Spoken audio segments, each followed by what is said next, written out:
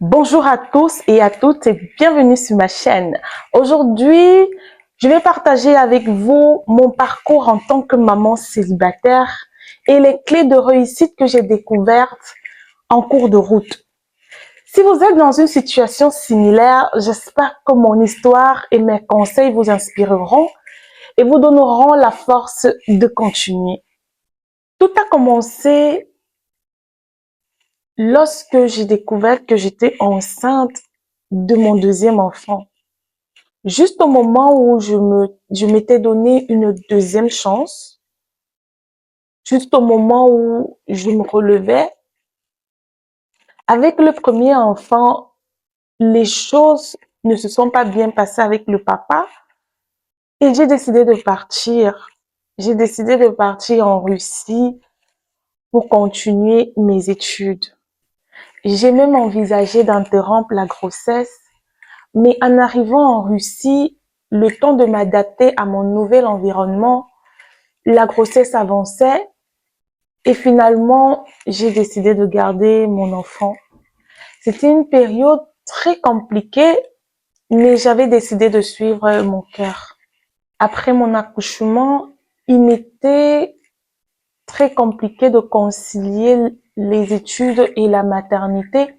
Et avec ce deuxième accouchement, je commençais à comprendre l'importance de la responsabilité parentale, l'importance d'être maman. Plusieurs personnes m'ont conseillé de rentrer, laisser la petite pour pouvoir poursuivre mes études tranquillement. Mais moi-même, n'ayant pas grandi avec ma mère, je savais que je pouvais pas faire cela. Alors, j'ai pris la décision de rentrer avec mon enfant dans mon pays. À mon retour, j'ai dû faire face à de nombreux jugements et des critiques. Beaucoup ne comprenaient pas pourquoi j'avais tout abandonné, mais j'étais désormais focalisée sur mes objectifs et le bien-être de mes enfants. Et rien ni personne ne pouvait me détourner de cela. J'ai aussi reçu du soutien précieux. C'est important de se rappeler que malgré les jugements, il y aura toujours des personnes pour vous soutenir. Pendant cette période, j'ai également perdu ma grand-mère paternelle qui m'a élevée. Ce fut un coup dur pour moi. Sa perte m'a profondément affectée. Mais elle m'a aussi donné la force de continuer, car elle m'a appris résilience et l'importance de se battre pour ses rêves. Après le décès de ma grand-mère, j'ai décidé d'aller m'installer à Douala où j'ai eu une opportunité d'emploi avec un salaire de 50 000 francs CFA. J'ai été hébergée par une de mes cousines, mais les choses ont pris une mauvaise tournure lorsqu'elle m'a accusée de vol et a mis mes affaires dehors. Et d'un autre côté, j'avais le papa des enfants qui, pour fuir ses responsabilités comme d'habitude, avait dit à tout le monde que l'enfant n'était pas de lui, que je l'avais eu en Russie, ce qui a rendu mon retour encore très difficile. Comme on dit souvent, aucun problème n'arrive seul. Mais je gardais la tête haute, je restais focalisée sur mes objectifs, je savais exactement où je voulais arriver. Heureusement que grâce à l'aide d'une tante du papa de mes enfants, j'ai pu avoir un toit sur ma tête et grâce à cette petite tranquillité que j'avais déjà, j'ai commencé à accumuler des jobs, je partais prélever des personnes à domicile, je travaillais avec plein de petits laboratoires, je donnais cours. Donc, j'ai commencé à me reconstruire petit à petit et à faire des économies parce que vous savez, lorsqu'on est maman célibataire, il faut faire beaucoup d'économies. Moi, j'épargnais mon argent à partir des cotisations. Je faisais des cotisations du jour, de la semaine, du mois. Et c'est ce qui m'aidait à pouvoir subvenir en quelque sorte aux petits besoins élémentaires de ma petite famille.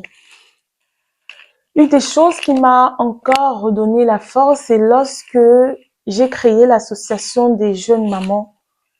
Le partage d'expériences et des conseils des autres mamans m'a redonné la force. Lorsque j'écoutais les autres histoires, je me disais, oh là là, mais la mienne est meilleure. Mais ces femmes se sont relevées et ça me reboostait. Je me disais, oh là là, si elles ont pu se relever, ça signifie que moi également, je pourrais. Donc, je vous conseille, si vous êtes maman célibataire, rapprochez-vous des communautés d'autres mamans, des associations, écoutez les expériences, partagez vos histoires. Ça aide même moralement. Ça m'a beaucoup aidé, je vous assure. Et grâce également à ma couronne de Miss Mom England, j'ai pu me relever et retrouver confiance en moi. Cette victoire m'a montré que même dans les moments les plus sombres, il y a toujours une lumière au bout du tunnel. À travers ces épreuves, j'ai découvert plusieurs clés pour réussir en tant que maman célibataire. Acceptez ses émotions. Ne refoulez pas vos sentiments. Il est normal de se sentir submergé parfois. S'entourer des bonnes personnes. Cherchez le soutien auprès de ceux qui vous comprennent, vous encouragent. Planifiez et organisez. Gérez votre temps efficacement pour équilibrer vos responsabilités familiales et personnelles. Prendre soin de soi. Prenez du temps pour vous. Prenez du temps pour vous-même. Même si c'est difficile, une maman heureuse élève des enfants heureux. Fixez des objectifs réalisables. Pour surmonter ces défis, je vous conseille les mamans de ne pas laisser tomber vos ambitions, que ce soit des ambitions académiques ou professionnelles. Continuez vos études, travaillez, et même si c'est à distance.